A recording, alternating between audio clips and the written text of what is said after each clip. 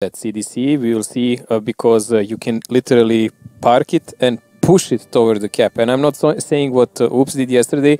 They tried just to bait with CDC and play the other side and use it as an armor for other mediums, but it didn't work out because Algo a bit misplayed there and they got all killed. Honestly, I think they would lose the game anyways. Well, let's jump into the action as we go into the first map here. It is Runeberg. Runeberg, a mixed type map.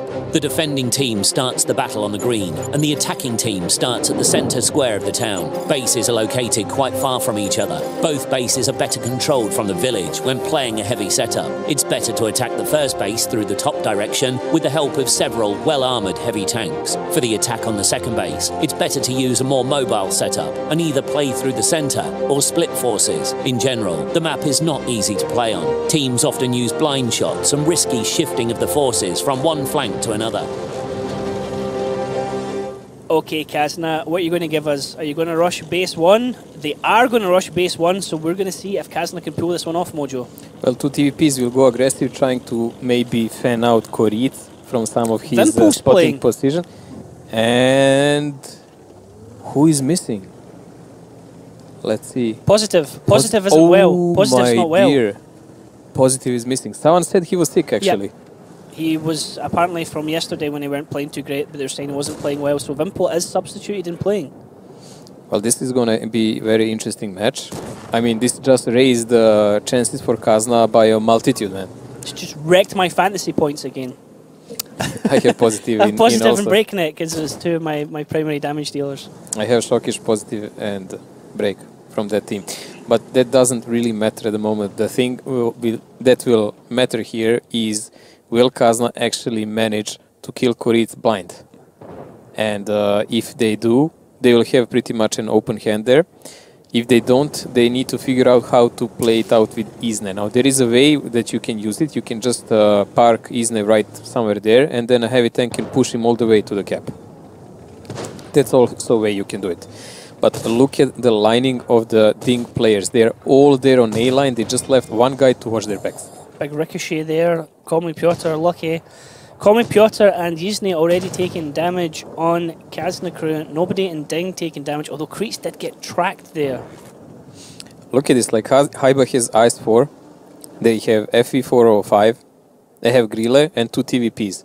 It's not really rotation friendly setup, because even if Grille and TVPs are fairly fast tanks, they have no armor whatsoever, and their silhouettes are not low enough so you can really juke around some obstacles. So when they rotate, they actually have to fight someone directly. Now, how much of this tactic, Mojo, is something where Eileen can be able to say to them, I know exactly what they're doing? No, not much, because it's still on FC's call. How will you play it? But at the moment, Kazna is stuck because they're not doing damage, but they're taking. And that's an issue. And it does look like they are not sure. Mary's burning. Oh, that was a bad pick by Mary, man. Like, that was really inexperienced. Meritorious peeking, getting hit and set on fire there. You can see the health pool dropping down. Nexus is getting shot at in the FV 4005 there. Yizny's been flipped onto his side, Mojo. What is this? This is new.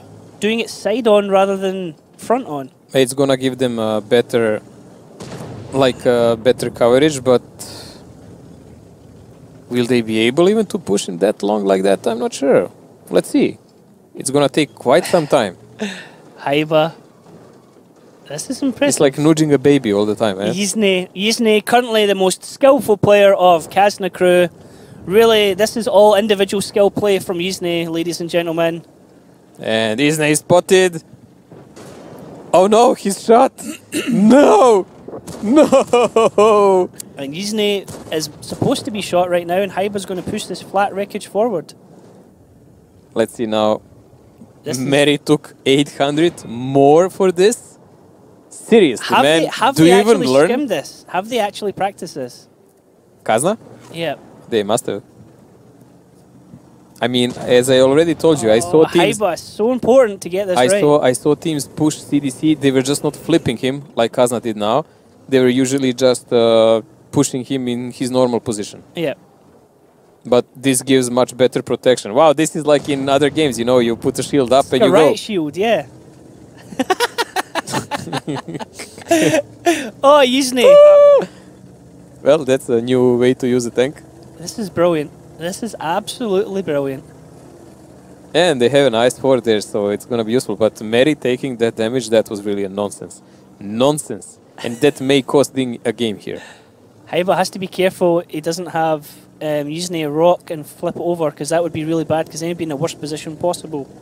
You do not want that tank on its There roof. should be a big rotation from Ding. Honestly, they should press from down and go and fan out if there are any butchots there, whatever, and make them start turning the turrets. Because Haiba will be stuck behind Isne all the time. They have TDs that can maybe do a potshot, maybe not. The heavies of Ding will not go anywhere, like Hulk, Wimple, Shokish, they're gonna stay there. They should really play with Breakneck and Ilian from the back. Haiba's in position now. Unfortunately for them, they cannot play with Mary because he misplayed completely entire game and he's on 84 HP. But we will see how will the rest do. Ilian's taking a hit at some point. Is that from Vetso? Must be because Vetso took 2. Yep. Breakneck's coming down. Well, one of the TVPs will probably go back to help him. Diplomat getting a little bit of damage there. Now Haiba starting the cap, and that is perfect. Perfect blockage. There is no going No way through you're going to this. get through that. Like Gun to the side from Haiba. No way you're going to splash through it. Why did he back out? He's gonna push him from few more centimeters. He has to be careful, because if he pokes his gun through the wreckage, it can be hit, can't it? Yeah, of course. That's why he's keeping his turret on the side toward the building. So no texture is peeking out and there is no target they can use to actually decap. So that's what they were trying to do all this time. They will realize it's not going to work and they will try to do something. I believe Mary is there on that 0 line behind them. He's going to probably try to, I don't know, a red line snipe behind the Butchots pushing. But as I said, his loss of HP in the game there might cost them a game. Breakneck is going to be the first one to start the sweep round. Vetso going to be able to spot this one out as soon as it happens. Hogneck and Vimpo can shoot that wreckage all day long. There's no chance they're going to get any splash damage through it. There's no spaces for it to go through. It's completely flat. You're shooting... It's very nicely done by Kaznikru, making good use of the physics. Oof, they shot Koritz for 800 almost. Haiba actually just took damage there. It's Koritz. It must be. That's why Koritz even received the damage. How did he even pen that? I really I have don't no idea. He must have been turning. No. The body. He must have saw the side of the turret of Haiba and penned him somehow, which is really. Oh, Stefan is spotted there. Look at the damage coming in. Breakneck absolutely laying into the tanks of Kaznikru as he takes down Vetso, and Nexus getting shot at as well. Now, the problem with doing a tactic like this is it's all or nothing. You put all your eggs in one basket, and if that basket starts to break, then your plans quickly unravel. There's likely how Haiba got shot at. He just turned his front of his tank slightly too much to the side, and Kreet's having an angle on it. Now, Ding are starting to distract Kaznikru as we see Diplomat and Common Piotr coming down here to deal with Ilian and Breakneck. They're shortly out of the reload, so they will be actually able to fight there. Ilian one-on-one with Diplomat, it looks to be. Ilian has a little bit of damage already. One-on-one. Breakneck gets the kill on Common Piotr, and now Diplomat's in a bad situation. Stuck between a rock and a hard place. Well played by Breakneck and Ilian. As Ilian turns to run, Diplomat has a shot left in him. Now he's on a reload. Ilian is, well, we can't tell the reloads. Ilian's going to be off reload first. No, even if he wasn't, he can't take down Diplomat. No, if he fired the shell, he will die to Diplomat, because Diplomat will have a reload before. Now Hulknick is able to come round into Haiba because there's no additional covering fire down the road. And this looks like Ding are going Diplomat didn't pen 2 shells on Ilian, man, and he had him clear because Ilian didn't have shells. It looks like Ding are going to take this one from Kaznikru. Very, very nice tactic from Kaznikru. Just unfortunately, Haiba getting himself shot, and then the rotation coming round from Ding was well timed into the town. A lot of free damage coming out as well into Stefan. And then into Wetzel, kind of caught napping there, not expecting tanks to come round to town when they did. So, I mean, Ding are bloodied. Diplomat has now just picked up Alien. It's not over yet, Mojo. 50 seconds, man. It is. How will Diplomat and Nexus catch everyone off Ding in 45 seconds? I have no idea. It's not gonna happen. I didn't see the timer. So Ding pretty much won this round, but what caused the downfall of Kazan here? It's not only Haiba getting decapped. You had one-on-one of Wetzel and Ilian that we didn't see down. Wetzel more or less lost it and he had to run away.